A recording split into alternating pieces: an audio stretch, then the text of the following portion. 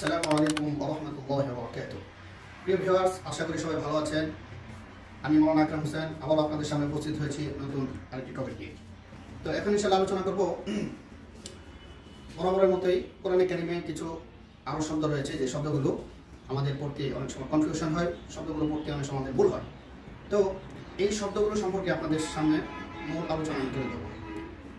তো শব্দগুলো কি আমরা আগে জেনে নেই। যেমন কোরআনে কারিমে আছে ইনি অক্তাবিতুম, আমি অক্তাবু, মানি অক্তাব, এই জাতীয় কিছু শব্দ রয়েছে। এই শব্দগুলো পড়ার ক্ষেত্রে অনেকেই ভুল করে থাকে। তো আবার যারা সঠিক পড়ে তারাও অনেক ক্ষেত্রে দেখা যায় এটা কি আসলে রাইট হয়েছে না ভুল হয়েছে বলতে পারে না। জিজ্ঞেস করলে অনুমান ভিত্তিক একটা উত্তর দেওয়া। তো আমরা সেই কনফিউশন দূর করার জন্য আজকে আপনাদের সামনে এই শব্দগুলো সঠিক তথ্য আপনাদের সামনে ইনশাআল্লাহ তুলে দেবো। ইনশাআল্লাহ কনফিউশন দূর হয়ে যাবে। তো চলুন দেখি আমরা লেখার মাধ্যমে শব্দগুলো আগে দেখে নিই।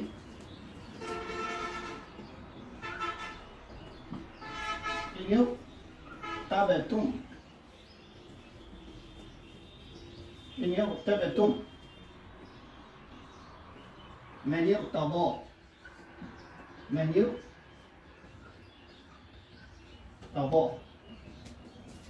إن يغتبت من يغتبى أم يغتاب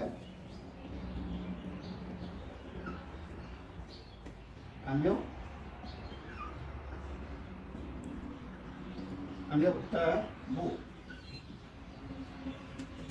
এই যে শব্দগুলো দেখতে পাচ্ছেন, এই শব্দগুলো পড়ার ক্ষেত্রে সাধারণত অনেকেই ভুল করে থাকে।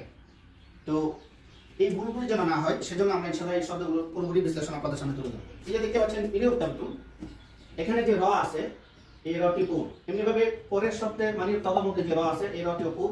আমি উক্তাবু, এখানে যে র আছে র সাকিন সে রটিও পুর। কেন পুর হবে?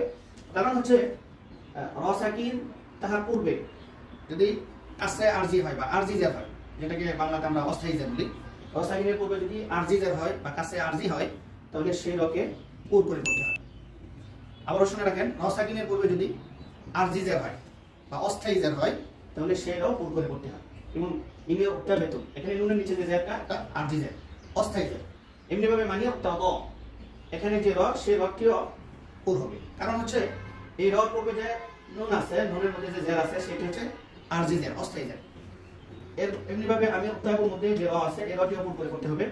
কারণ হচ্ছে এর পূর্বে যে মিম আছে, মিমের নিচে যেটি আরজি জের বা অস্থায়ী জের। তো রসায়নের পূর্বে অস্থায়ী জের হলে র পুর করে করতে হবে। আশা করি ইনশাআল্লাহ আমার ভিডিওটি আপনাদের ভালো লেগেছে। যদি ভালো লাগে থাকে আমাদের চ্যানেলটি সাবস্ক্রাইব করবেন এবং শেয়ার করে দিবেন। আসসালামু আলাইকুম ওয়া রাহমাতুল্লাহি ওয়া বারাকাতুহু।